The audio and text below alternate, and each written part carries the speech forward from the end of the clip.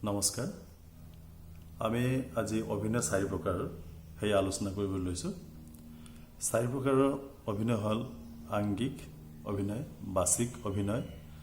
আহাৰ্য অভিনয় আৰু সাত্বিক অভিনয় আংগিক শব্দটোৰ অৰ্থটো আমি প্ৰথমতে এক্সপ্লেইন কৰি দিওঁ আংগিক মানে কি যে অংগৰ সহায়ত আমি বা এইখিনি একে কথাই যে অংগ সঞ্চালনৰ মাধ্যমেৰে আমি যি অভিনয় কৰি দেখুৱাওঁ সেইটো আংগিক অভিনয় যেন ধৰক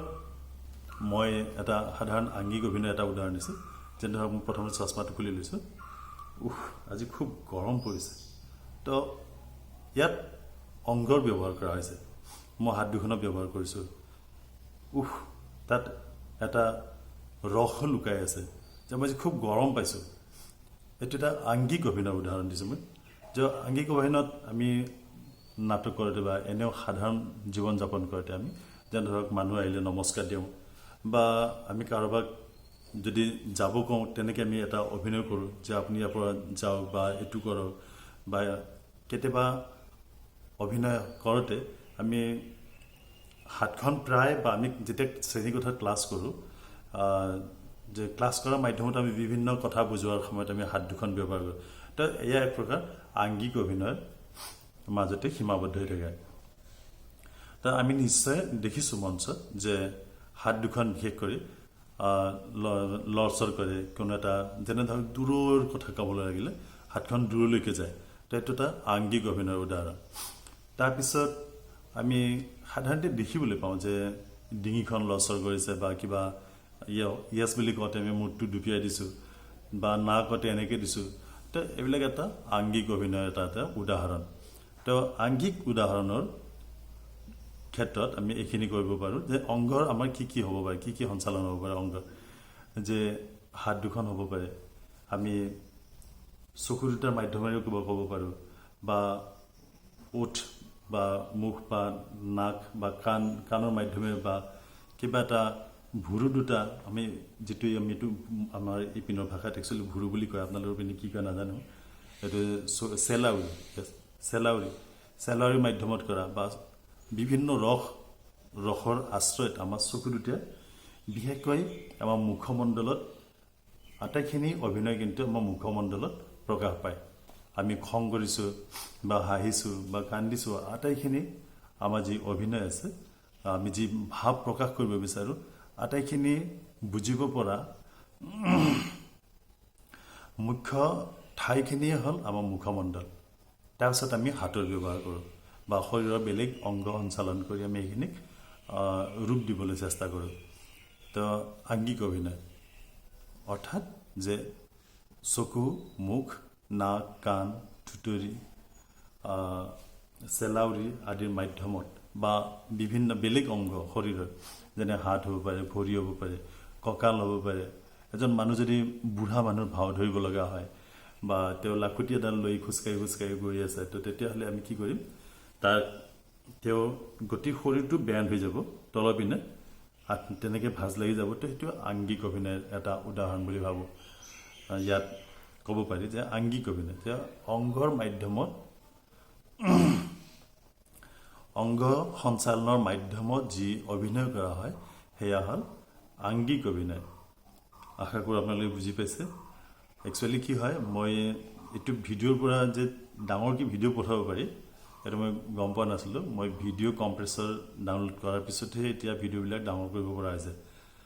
আগতে ভিডিঅ' সৰু আছিল মানে মই বেছি স্পীডত ক'ব লগা হৈছিল মই গম পাইছোঁ যে আপোনালোকে হয়তো বুজাত অসুবিধা হৈছে সেইকাৰণে মই এইখিনি যে কৈ আছোঁ এইখিনিৰ পিছত আকৌ মই এই একেখিনি কথা আপোনালোকক কিতাপত বহুত আছে তো বহুত ভাষাত লিখা আছে বা বিতংভাৱে দিয়া আছে আংগিক অভিনয়ৰ কিছুমান প্ৰকাৰ বেলেগ প্ৰকাৰকো আনিছে সৰু বৰ কিছুমান আছে যেনে ভৰতমণি নাট্যশাস্ত্ৰৰ মতে বেলেগ আছে শ্বেক্সপিয়াৰৰ মতে বেলেগ আছে তো বা শংকৰদেৱৰ মতে কিছুমান কথা বেলেগ আছে তো আমি ইমান বিশদভাৱে যোৱাৰ আগতে আমি থোৰতে এটা কথা বুজিব লাগিব যে আংগিক অভিনয় মানে কি যে আংগিক অভিনয় হ'ল শৰীৰৰ বিভিন্ন অংগৰ সঞ্চালনত কৰা অভিনয়ে হ'ল আংগিক অভিনয়। আশা কৰোঁ আপোনালোকে আংগিক অভিনয় বুজি পাইছে। এতিয়া আমি ইয়াৰ পিছৰ পৰ্যায় হ'ল বাচিক অভিনয়। এতিয়া বাচিক অভিনয়টো কি হ'ব পাৰে? যে বাচিক অভিনয় কণ্ঠস্বৰৰ সহায়ত, বিভিন্ন ৰসৰ সহায়ত আমি যি কণ্ঠস্বৰ বা শব্দৰ মাধ্যমত বা কথাৰ মাধ্যমত বা সংলাপৰ মাধ্যমত যি আমি অভিনয় কৰোঁ, সেয়া হ'ল বাচিক অভিনয়। বাচিক অভিনয় সম্পৰ্কে আমি যেনে স্বৰবৰ্ণ, ব্যঞ্জন বৰ্ণ, এইবোৰৰ প্ৰতিও আমি গুৰুত্ব দিব লাগিব। আৰু বাকী যেনে সংলাপ, আমি এটা সংলাপ উদাহৰণস্বৰূপে লৈছোঁ, মই কিছুমান নোট কৰি লৈছোঁ। নোট কৰি লৈ তাৰে ওপৰত মানে মই কি টপিকছ পঢ়াম, আপোনালোকে কি বস্তু আইডিয়া দিম, সেইখিনি মই এটা পইণ্ট কৰি লৈছোঁ। সেইকাৰণে মই তলত চাব লগা হৈছে। যে নহয়, যে আমি এটা বাক্য আমি ক্লাছত আপোনালোকক উদাহৰণ দিছিলোঁ, যে আমি সাধাৰণ মুডত যেতিয়া থাকোঁ, সাধাৰণ যে ধৰক অফিচত এজন মানুহ আছে, অফিচাৰ আছে, তেওঁৰ এজন PA আছে, PA-জনক কোনোবা মানুহে লগ কৰি, একচুৱেলি অফিচাৰক লগ কৰিব গৈছে, কিন্তু বাহিৰত PA-জনে কৈছে যে নমস্কাৰ, আপুনি কোন, ক'ৰ পৰা আহিছে?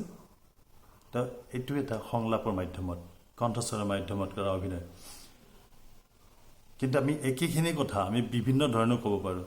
যে ধৰক মানুহজনে আমি বাৰ বাৰ কোৱাৰ পিছত এইটো আকৌ আহি আমাক ডিষ্টাৰ্ব কৰি আছে বা কিবা তেনেকুৱা কৰি আছে, তো আমি তেতিয়াহ'লে সেই একেই সংলাপটো আমি অলপমান উচ্চ স্বৰত ক'ব পাৰোঁ। যে আপুনি কোন, ক'ৰ পৰা আহিছে, আপুনি কিয় ইমান মোক দিগদাৰ দি আছে, মই আপোনাক কৈছোঁ ছাৰ আজি বিজি আছে, আপুনি কালি আহক। তো এই ধৰণৰ কথা মই এই ক্লাছত দিছিলোঁ, আপোনালোকৰ হয়তো আপোনালোকৰ মনত আছে। বাচিক অভিনয়, বাচিক অভিনয় সম্পৰ্কে আমি এইখিনি যে বিভিন্ন ধৰণে, বিভিন্ন ৰসৰ সহায়ত আমি আমাৰ কণ্ঠস্বৰত নিয়ন্ত্ৰণ কৰিম বাচিক অভিনয়। বাস্য বা ভাষ্যৰ দ্বাৰা কৰা অভিনয় বাচিক অভিনয় বোলে। মই আকৌ কৈছোঁ যে প্ৰনাউন্সিয়েশ্যনত গুৰুত্ব দিব লগা থাকে ইয়াতে। আৰু স্বৰবৰ্ণৰ ব্যৱহাৰ, ব্যঞ্জন বৰ্ণৰ ব্যৱহাৰ, সংলাপবোৰ শ্ৰুতিমধুৰ হ'ব লাগে। সংলাপ, নাটকীয় সংলাপ, তাত কোনো যাতে প্ৰনাউন্সিয়েশ্যন মিষ্টেক নহয় বা কোনো ধৰণৰ উচ্চাৰণ ভুল নহয়, সেইবিলাকতো আমি বাচিক অভিনয়ৰ মাজত গুৰুত্ব দিবলগীয়া থাকে। এতিয়া বাচিক অভিনয়ৰ ক্ষেত্ৰত যে ৰজা মহাৰজাৰ সংলাপ, ধৰি লওক ৰজা মহাৰজাৰ সংলাপত আমি কেনেকৈ কৰিম? ৰজা মহাৰজাৰ সংলাপ সাধাৰণতে উচ্চস্বৰীয় হ'ব পাৰে। ৰজা আদেশ সদায় উচ্চ স্বৰত হ'ব, বা প্ৰজাগণ সদায় নিম্ন স্বৰত কথা ক'ব। সদায় সহায়সূচক পজিটিভ থিংকিং এটা লৈ প্ৰজাবৰ্গে সদায় তেওঁৰ ওচৰত মূৰ দুৱাই কথা পাতে। তো তাত যি নম্ৰতা প্ৰকাশ পায়, সেইবিলাকো আমি সংলাপৰ মাধ্যমেৰে সেইটো প্ৰকাশ কৰিব পাৰোঁ। তো নাটকত বিভিন্ন কেৰেক্টাৰ থাকে, বিভিন্ন চৰিত্ৰ থাকে, আৰু বিভিন্ন চৰিত্ৰত বিভিন্ন সংলাপ নিয়োজিত কৰা হয়। যদি কোনোবা ভিলেন থাকে, তেতিয়াহ'লে ভিলেনজনৰ তেওঁ নম্ৰভাৱে সংলাপ কোৱাৰ পৰিৱৰ্তে তেওঁ সদায়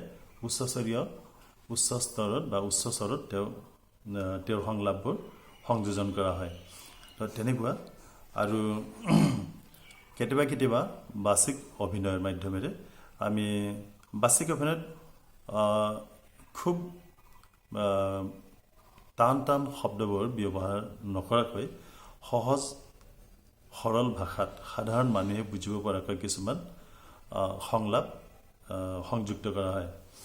তো বাচিক অভিনয়ত আমি থোৰতে বুজিব লাগিলে আমি এইখিনি জানিম যে কণ্ঠস্বৰৰ সহায়ত বা ভাষাৰ মাধ্যমত বা বিভিন্ন সংলাপৰ মাধ্যমত যি আমি অভিনয় কৰোঁ, সেয়া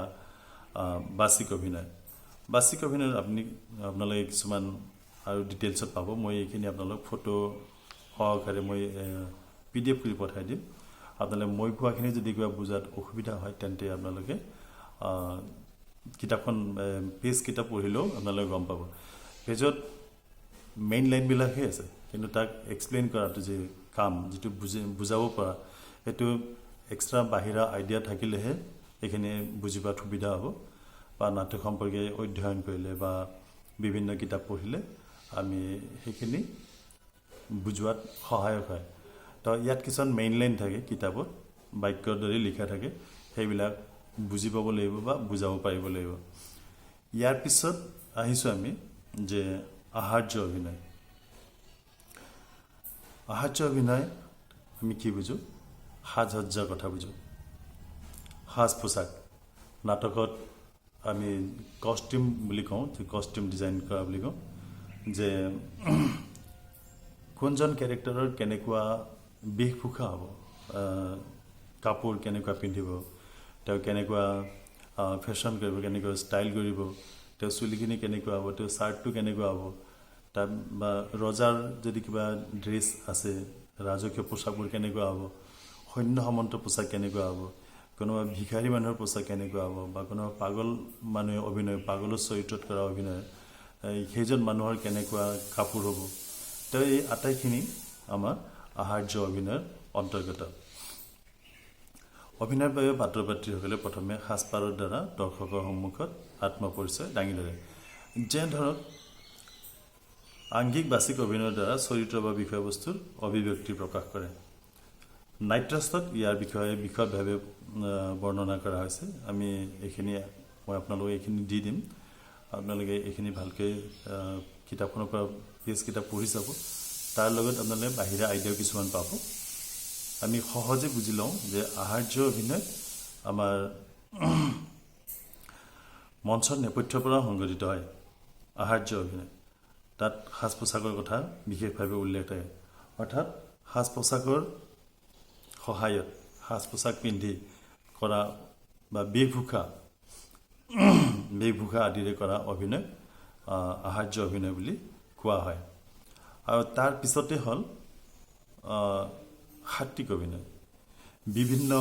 উপায়ে মনৰ আৱেগ প্ৰকাশ কৰা যিটো মাধ্যম সেই অভিনয় প্ৰক্ৰিয়াটো বা সেই যিটো অভিনয় সেই অভিনয়টোক সাত্ত্বিক অভিনয় বুলি কোৱা হয় আশা কৰোঁ আপোনালোকে বুজি পোৱাত অসুবিধা হোৱা নাই মই আকৌ এবাৰ কৈছোঁ যে আগৰ ভিডিঅ'বিলাক অলপ শ্বৰ্ট টাইমত হৈছিলে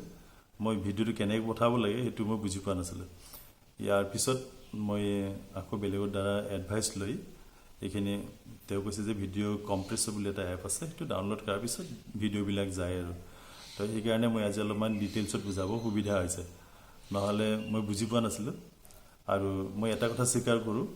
যে পৃথিৱীৰ প্ৰত্যেকজন মানুহে পাৰফেক্ট নহয় কিবা নহয় কিবা তেওঁ জানিব লগা থাকেই আৰু এইটো লাইনত মোৰ ফাৰ্ষ্ট টাইম অনলাইন ক্লাছ কৰা বা এনেকুৱা ভিডিঅ' বনাই ক্লাছত দিবলৈ বা ইউটিউবত দিবলৈ তো মই সাধাৰণ অৰ্থত এনেই চিধাকৈ লৈছিলোঁ যে কিমান মই নাজানো আচলতে কিমানখিনি কাভাৰ কৰে 3 মিনিটতকৈ বেছি ভিডিঅ' নাযায় হোৱাটছএপত কিন্তু ভিডিঅ' কম্প্ৰেছৰ এপৰ জৰিয়তে এইটো যিমান দীঘল নহ'লে 1 GB লৈকে আমি চেণ্ড কৰিব পাৰোঁ তো তেনেকুৱা তো মই কি কৈ আছিলোঁ সাত্ত্বিক অভিনয়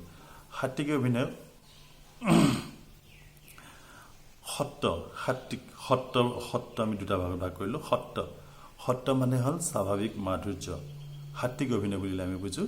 যে মাধুৰ্যপূৰ্ণভাৱে বিভিন্ন ভাৱ আৰু অভিব্যক্তি প্ৰকাশকে বুজায় সাত্ত্বিক অভিনয় ভৰতমুনিৰ নাট্যশাস্ত্ৰত সাত্ত্বিক অভিনয় সম্পৰ্কে বিভিন্ন ধৰণৰ কথা উল্লেখ আছে যেনে ধৰক আমি সাধাৰণতে কি বুজিম যে আমাৰ মনৰ ভাৱক প্ৰকাশ কৰা যি অব্যক্ত ভাৱক প্ৰকাশ কৰা যায় তাক সত্য নামে জনা যায় যেনে ৰোমাঞ্চ অশ্ৰু কান্দন বা চকুপানী দ্বাৰা সত্য যথাস্থানত ৰসযুক্ত হয় চলন ফুৰণ ভাৱভংগীৰ দ্বাৰা অভিনেতা অভিনেত্ৰীয়ে মধুৰ ভাৱ বা প্ৰেমৰ দৃশ্য প্ৰকাশ কৰে ইয়াত বৈচিত্ৰ্যৰ সমাৱেশ ঘটে সংলাপ প্ৰক্ষেপণ বা কথা কোৱাৰ ধৰণত সংলাপ প্ৰক্ষেপণ আমি যেতিয়া ডায়লগ ডেলিভাৰী কৰোঁ বা কথা কোৱাৰ যিটো ধৰণ যিটো ষ্টাইল কথা কোৱাৰ বিভিন্ন চৰিত্ৰ বিভিন্ন ষ্টাইল হ'ব পাৰে কথা কোৱাৰ দৃষ্টিভংগী বা কথা কোৱা ভংগী বেলেগ বেলেগ এতিয়া নায়কজনে যেনেকুৱা ধৰণে কথা পাতে ভিলেনজনে নিশ্চয় তেনেকুৱা ধৰণে কথা নাপাতে নায়কজনৰ কথা কোৱা ষ্টাইল বেলেগ হ'ব নায়িকাজনীৰ কথা কোৱা ষ্টাইল বেলেগ হ'ব ভিলেনজনৰ কথা কোৱা ষ্টাইল বেলেগ হ'ব বা নাটকখনত অভিনয় কৰা বিভিন্ন চৰিত্ৰৰ সংলাপ বেলেগ বেলেগ হ'ব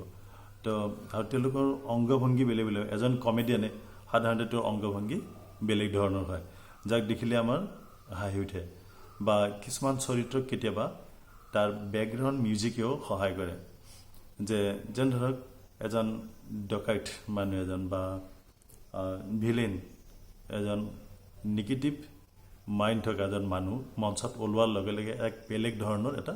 মিউজিক আহে যেনে আপোনালোক মই এটা সাধাৰণ উদাহৰণ দিছোঁ যেনে চলে চিনেমাখন আপোনালোকে নিশ্চয় চাইছে চলে চিনেমাখনত যেতিয়া গব্বৰ সিং ওলায় তেতিয়া বেকগ্ৰাউণ্ডত এটা বেলেগ এটা বিকট চিঞৰ টাইপৰ এটা মিউজিক তাত বাজি উঠে বা ডাইন'ছৰৰ আতংক যিখন কোহিনুৰ থিয়েটাৰত হৈছিলে কোহিনুৰ থিয়েটাৰে কৰিছিলে ডাইন'ছৰৰ আতংক তাত ডাইন'ছৰ ওলোৱাৰ লগে লগে মঞ্চত জানো আমি সঁচাকৈ ডাইন'ছৰ দেখিছিলোঁ তাত এক প্ৰকাৰ অভিনয় আছিলে ডাইন'ছৰৰ কিন্তু ডাইন'ছৰটো ওলোৱাৰ লগে লগে এটা ভয় ভাৱ দৰ্শকৰ মনত সোমাই যায় আৰু সেই দৰ্শকৰ সেই ডাইন'ছৰ দেখা মাত্ৰকে যিটো চাউণ্ড আহিছিলে সেই চাউণ্ডটো তাক চিন্থেচাইজাৰত কম্প'জ কৰা হৈছিলে তো কেতিয়াবা নহয় কিছুমান কাহিনীক জীৱন্ত ৰূপ দিবলৈ বা বাস্তৱ ৰূপ দিবলৈ সদায় মিউজিকৰ প্ৰয়োজনীয়তা আছে কিন্তু আমি বেকগ্ৰাউণ্ড মিউজিকৰ কথাটো ইয়াত সামান্যভাৱে উল্লেখ কৰিছোঁ আমি বিশদভাৱে লোৱা নাই ইয়াত আমি কি লৈছোঁ যে সাত্বিক অভিনয়ত কি কৈছোঁ চলন ফুৰণ ভাৱভংগীৰ দ্বাৰা বিভিন্ন ধৰণৰ চাল চলন হ'ব পাৰে চলন ফুৰণ হ'ব পাৰে বা বিভিন্ন ভাৱভংগীৰ দ্বাৰা প্ৰকাশ কৰিব পাৰোঁ অভিনেতা অভিনেত্ৰী